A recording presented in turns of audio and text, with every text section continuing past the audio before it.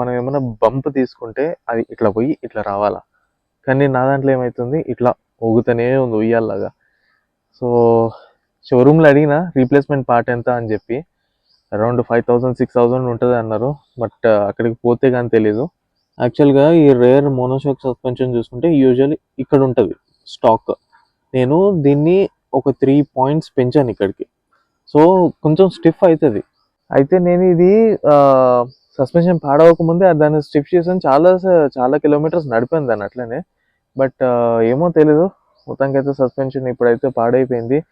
నాకు తెలిసి దీని వల్లనే అయి ఉంటుందా అని డౌట్, బట్ చెప్పలేము. ఎందుకంటే ఇవన్నీ ప్రాపర్గా డిజైన్ చేస్తారు కదా వీటి కోసమే, ప్రీలోడ్ సెట్టింగ్స్ అవన్నీ. ఐ డోంట్ థింక్ సో ఈ సెట్టింగ్ వల్ల సస్పెన్షన్ పాడైందని. బట్ చూద్దాం, ఎందుకంటే 22,500 కిలోమీటర్స్ కూడా తిరిగింది bike. So maybe wear and tear కూడా ఉండొచ్చు కదా.